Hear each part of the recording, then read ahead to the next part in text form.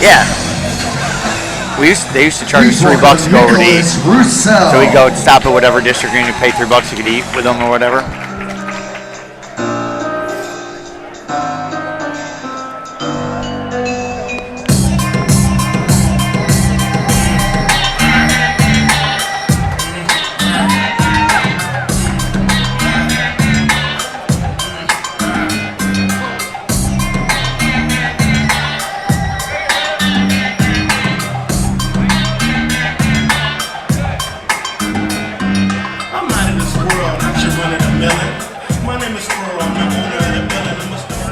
Please welcome Jake Moorman. Fighting out of the blue corner, representing the Garland Police Department, Roussel. And fighting out of the red corner, representing Westlake Fire EMS, Jake Moorman. Another gi match. We got Roussel versus Jake Moorman. A couple of white belts. I'm interested in how long these guys have been training for. Yeah, I don't see any stripes on the belts. I think Nicholas has 2 stripes on his belt. belt. Yep, on the left side. So we got fireman versus cop. So whoever loses here, I'm sure is going to be at the end of the memes from their partners. It's a really cool event. You know, it gets the community involved in jiu-jitsu, but you know, it's great to see how many firefighters, policemen, and veterans all there. Oh, nice! That's a nice outside trip. Yeah, I just love seeing the guys invest in themselves, right? Because realistically, the training budgets are very low. The training standards are extremely low across the board, and these guys are investing in themselves, obviously, and building that skill for themselves, being out there, you know, protecting the public. Yeah, I wonder why it's not such a big part of being an officer. You think that, you know, the effectiveness of jiu-jitsu and martial arts in general would be something that they would be willing to invest more money in. Yeah, that's the burning question. Yeah. He got a nice takedown. He's looking to secure that pass, but Nicholas is doing a good job of trying to get that half guard back, which he does. Yeah, it looks like he's trying to set up this head and arm here. He needs to slip that left leg out. He's doing a good job there of keeping that head position. Every time that Nicholas tries to bring that right elbow back in front, he's keeping his right ear against the shoulder. Yeah, he's going to have to clear that left leg, like you said, and probably switch sides to get this to work. But he's doing a really good job of keeping that right knee pinched against the hip. You know, a lot of times people make this mistake of kicking that leg wide, and it allows your opponent to either regard or throw in that butterfly hook. Yeah, that's what Nicholas is looking to do right now. He's pushing on that knee, trying to maybe look for the option to get back to a full guard position here.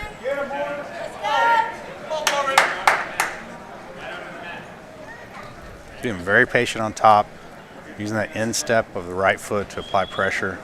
Guard was open just for a second. Knee line is coming out now. Now he's into the mount. Yeah, full mount. He's got the head and arm isolated. Nice pressure. He's going back to that head and arm again. And he can still get finish here, even though he is using that answer the phone style defense.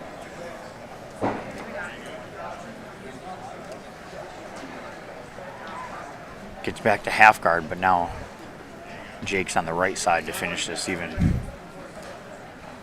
Yeah, you can see he's using his left hand there to create some space. And a lot of times when you see people doing that, it's starting to get tighter. He does apply some pressure on his own wrist just for a second. Yeah, it definitely looks like it's starting to get tight here. I don't know how much more pressure he can provide with his guard leg in the half guard still, though.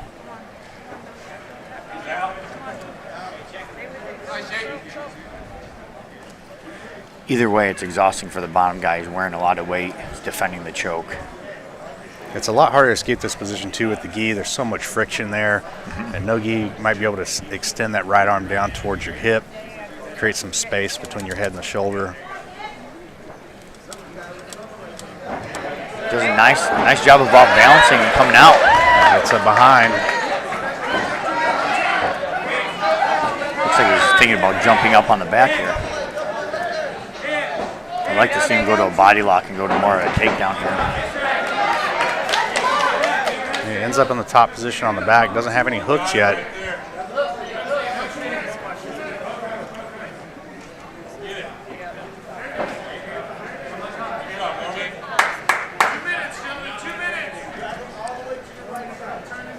Ends up in this awkward half guard position here. Yeah, he's way off to the side. Got a little high. Trying to take the back. He does have a good chest to back connection here. Maybe if he were able to slide out a little bit, he might get the hips to break. He likes to come back to the top position.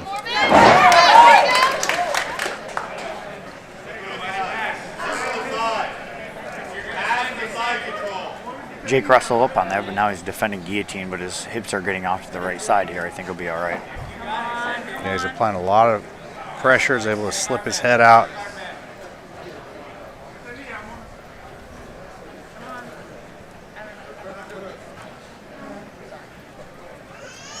See, we're about even here on submission attempts, 1 for 1. Maybe Jake's was a little bit deeper there with that head and arm position. Yeah, and he might have been in the position a little bit longer, like more dominant, if you're looking at like time of control. But 1 for 1 on submission attempts, so it'd be interesting to see where the ref looks at if it stays the same here. And you can see Jake's got his whole gi pulled up over his shoulders here. Might make it difficult for him to move. Nice sweep. Very good sweep by Nicholas. He's up top half guard position. He's got 30 seconds to work. Needs to throw up another submission attempt. He ends up back in the close guard. You got it. Let's go. Which this position almost benefits Jake a little bit more as far as the last minute submission attempt. It's going to be hard to do that from the close guard unless you sit back on something here, like as a leg from the top guy. He tries to shoot that triangle, but just not the right angle to be able to hit that. It's going to be a tough one to score. They both had one submission attempt, but yeah, like you said, Jake was in that head and arm a little bit longer, so maybe he pulls out the win here. Referee, make your decision. Your winner, out of the Westlake Fire EMS Department, Jake Moorman.